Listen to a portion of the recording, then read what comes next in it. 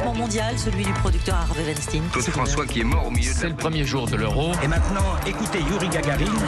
Nous sommes le 30 mai. En 1992, sur les écrans, la chaîne La7 s'éteint, laissant place à Arte, la chaîne franco-allemande diffusée à l'époque sur les réseaux câblés des deux pays. Bonjour Océane Théard. Bonjour Dimitri, bonjour à toutes et à tous. Le projet Arte, né dans les années 80 et à la manœuvre, François Mitterrand et le chancelier allemand Helmut Kohl.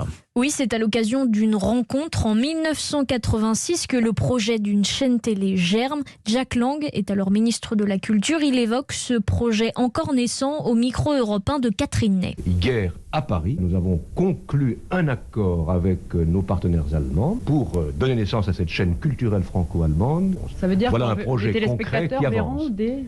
Oui, ça veut dire qu'en Allemagne et en France, sur différents réseaux de diffusion, on verra des programmes franco-allemands. L'idée fait son chemin. En avril 91, Arte est officiellement créé. Fusion de la chaîne française La7 et d'Arte Deutschland TV en Allemagne. Une première, ça ne s'est jamais fait, se réjouit Jérôme Clément, nouveau président d'Arte. Les premières productions sont lancées. Le premier slogan de la chaîne, « Laissez-vous déranger par Arte » est créé. Une nouvelle venue qui est loin de faire l'unanimité. Certains redoutent qu'Arte ne fasse de l'ombre aux autres chaînes publiques. Écoutez Bernard Pivot, il est à l'époque animateur sur Antenne 2. Mon sentiment personnel est celui-ci, c'est qu'on va créer un ghetto culturel, que cette chaîne culturelle va se trouver, puisqu'elle est hertzienne, sous le terrorisme de la part de marché, qu'elle sera donc obligée peu à peu de changer de programme et que ces programmes viendront faire la concurrence non pas à TF1, mais à la 2 et à la 3. Voilà, Bernard Pivot, ghetto culturel pour parler d'Arte. Alors malgré toutes ces critiques, Océane, Arte va diffuser sa première émission simultanément en France et en Allemagne, donc le 30 mai 1992. Oui, 900 000 spectateurs en France et 10 millions en Allemagne qui découvrent Arte sur leur poste de télévision. Bienvenue sur Arte. Une émission d'ouverture en direct de l'Opéra du Rhin à Strasbourg avec des musiciens, des comédiens, des dessinateurs sur scène.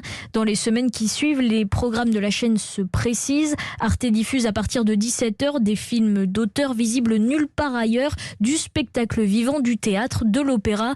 Une sélection peut-être un peu trop pointue qui peine à trouver son public au début, regrette Alain Manval, directeur des programmes d'Arte. Écoutez, quand on passe, c'est vrai, le dernier empereur et qu'on voit qu'on n'a pas beaucoup de monde, on se dit que le réflexe Arte, chaîne de télévision culturelle généraliste, n'est pas encore arrivé dans la tête de tous les Français, ce qui est un peu dommage. On a peut-être un problème de communication. Pourtant, Arte va résister, va tenir. En 2005, la chaîne va commencer à émettre 24 heures sur 24 sur la TNT. Elle veut toucher un plus grand public et ça fonctionne. Les audiences se redressent. Aujourd'hui, Arte est l'une des rares chaînes de télé à gagner des téléspectateurs.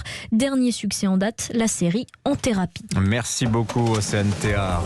À suivre sur